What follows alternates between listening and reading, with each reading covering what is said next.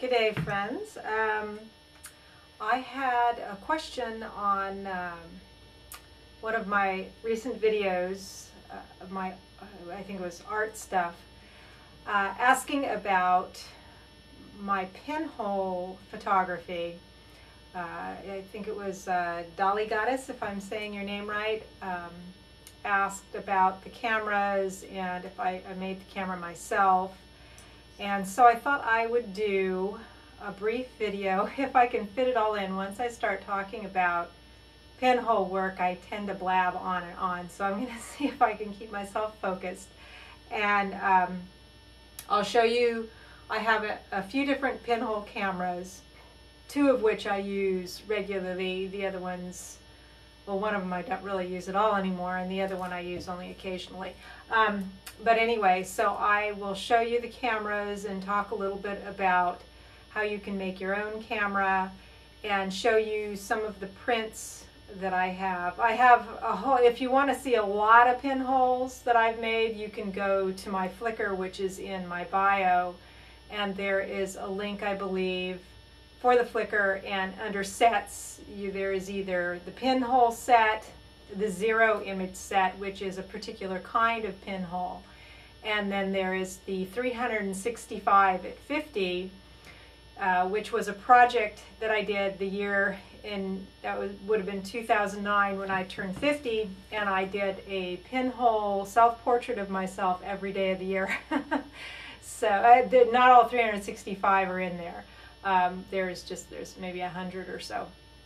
But anyway, I'll get started telling you a little bit about my cameras after I have a sip of my tea. Bob, how about some tea?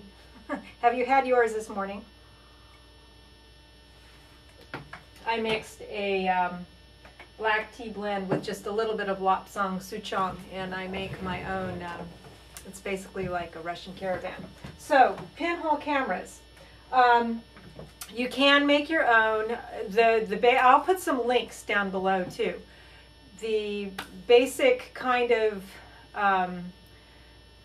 elementary school pinhole project is taking an oatmeal canister, round one, punching a hole in it, and that's how you make your pinhole. I have one like that.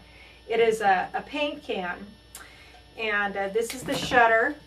And there's the little hole. Well, I suppose I should backtrack a little bit and tell you about the concept of pinhole photography. Basically, you have a box with a hole in it, and through that hole an image is projected. If you would take a room and block out all the light, just like a room like this size, 10 by 10, and take maybe not quite an inch and poke a hole in the wall, what you would see on the opposite wall from that hole would be the image of what is coming from the outside turned upside down. This is called camera obscura, I believe. I'll put a bunch of links down below so you can see. So basically, with a pinhole camera, you have a receptacle that is light tight, and instead of a lens, the light comes through a hole, and the hole acts as the lens, and what you have is infinite depth of field, meaning everything is in focus from what's right in front of the camera to what is, half a mile away. I mean, it would be small, so you wouldn't see it, but that's the concept. And you also have typically a pretty long exposure anywhere. I usually shoot anywhere from 3 or 4 seconds doing outside work in the light with the speed of film that I use, to shooting anywhere up to 10 minutes inside in just a dimly lit room. Well, some people will set up a camera and it will shoot all night long. The shutter will be open, and you will have many things in focus, and if there's a person, let's say, sleeping in a bed, it would be, they'd look like a cocoon because they've been moving, so you wouldn't see anything. It would be blurry. So, back to the cameras themselves. You can use a paint can. You can't really use sheet film in here because you wouldn't be able to, well, you might be able to load it in the darkroom, I suppose, but typically what's used in paint cans are photographic film.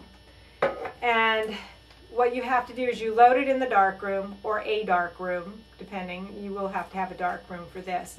You load the film, you take it wherever you're going to shoot it, you set the can down, usually outside. It's probably, I think the exposure time is maybe like 20 seconds. And you take it into the darkroom, and you have to have some development trays. You have to have developer, you have to have some stop bath and some fixer, and then you rinse it. And what you end up with is a paper negative. Let's see if I can find my paper negatives here. I was going through them just the other day. Okay, so here are some paper negatives that I made in my can. Let's see if I can get one that has enough on it that you can see what it is.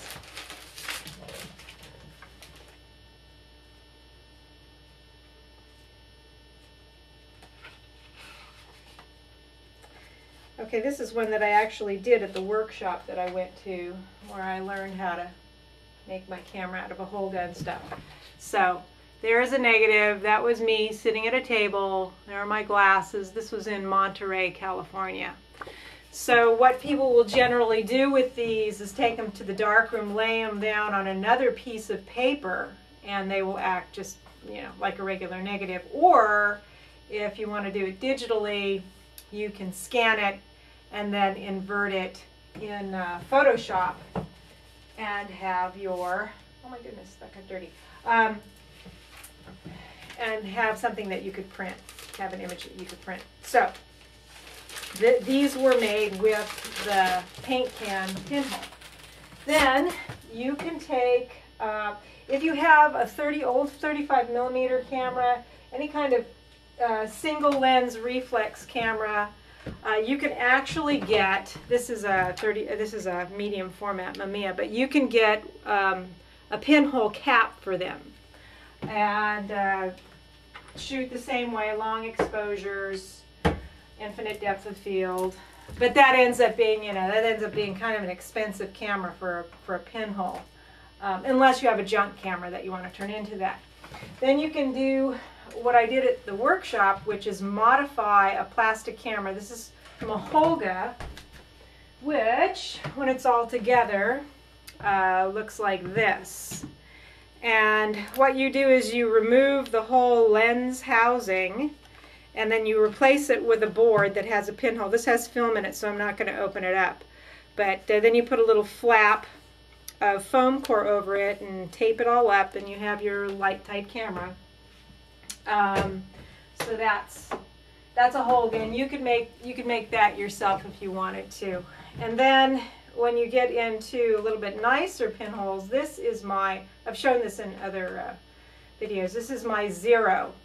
And these are made of teak, and this one has 3 different frame sizes depending on where I set up the little, there's little separations, little pieces of board that you can switch. So you can have it anywhere from a square format to, that would be a 6x6 negative, to 6x7 to 6x9. Now with these cameras, I use this kind of film. I use roll film. This is an exposed roll. This is 120 film. I like that because I like 120 film because it gives you a lot more to work with in the darkroom or when you're scanning it. So that's my 0, and that one I use a lot, like all the time. So that's it for all the cameras. And the thing to remember when you're going to do pinhole work is that you're not going to actually be able to look through a viewfinder and see what's going to be in the frame. You have to, well, I'm not a technical person. I will send you to websites that can be really technical if you want to be technical. I tend to shoot and create mostly on intuition and just a little bit of technical expertise.